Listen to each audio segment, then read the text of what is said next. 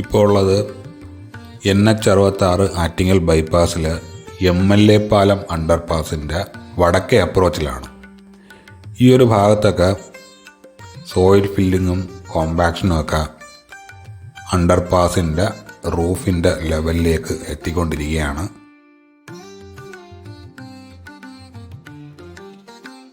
ഇവിടെ അണ്ടർപാസിന് തൊട്ടടുത്തുള്ള ഭാഗങ്ങളിൽ RE പാനലാണ് ഉപയോഗിച്ചിരിക്കുന്നത്. ദൂരേക്ക് പോകുന്തോറും കോൺക്രീറ്റ് വാളാണ് ഉപയോഗിച്ചിരിക്കുന്നത്.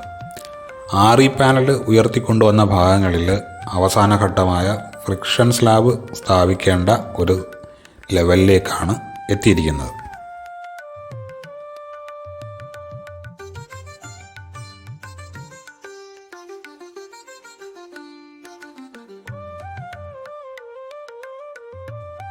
MLA പാലം അണ്ടർപാസിന് മുകളിൽ നിന്നും തെക്കോട്ടേക്ക് നോക്കുമ്പോൾ, അതായത് പാലാങ്കോണം ഓവർപാസൊക്കെ വരുന്ന ഭാഗത്തേക്ക് നോക്കുമ്പോൾ അവിടെയൊക്കെ ഇനി ഒരുപാട് പ്രവൃത്തികൾ ബാക്കിയുണ്ട്.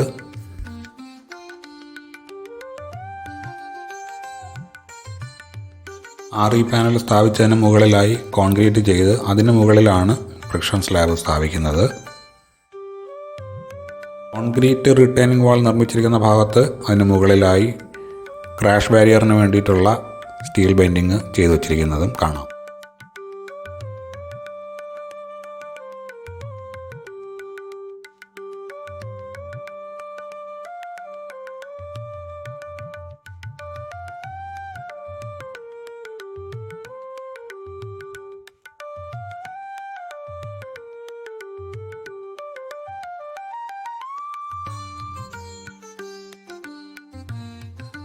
MLA പാലം അണ്ടർപാസിന് സമീപത്ത് നിന്നും വടക്കോട്ടേക്ക് പോകുമ്പോൾ മണമ്പൂർ ചാത്തമ്പ്ര റോഡിൽ സുബ്രഹ്മണ്യ സ്വാമി ക്ഷേത്രത്തിന് മുന്നിലെ വന്നിരിക്കുന്ന അണ്ടർപാസിൻ്റെ ലെവൽ വരെ ഏകദേശം സോയിൽ ഫില്ലിങ് ചെയ്ത് വന്നിരിക്കുകയാണ്.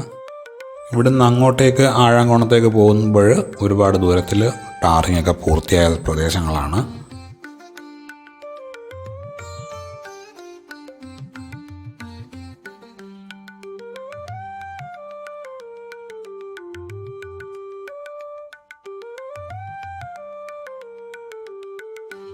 പാലാങ്കോണം ഓവർപാസിൻ്റെ വടക്കേ അപ്രോച്ചിലേക്ക് എത്തുമ്പോൾ ഇവിടെ സോയിൽ നെയിലിങ്ങിൻ്റെ പ്രവൃത്തിയൊക്കെ കഴിഞ്ഞ് ഇപ്പോൾ രണ്ട് വശത്തും ഡ്രെയിൻ നിർമ്മിക്കാനുള്ള പ്രവൃത്തികൾ തുടങ്ങിയിരിക്കുകയാണ്.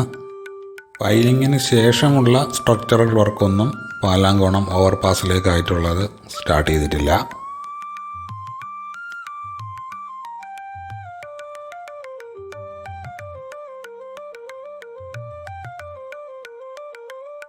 കുടവൂർക്കോണം ഓവർപാസിൻ്റെ സൈറ്റിലേക്ക് എത്തുമ്പോൾ ഒരുപാട് കാലത്തിന് ശേഷം ഇവിടെ പ്രവൃത്തികൾ പുനരാരംഭിച്ചിരിക്കുകയാണ്.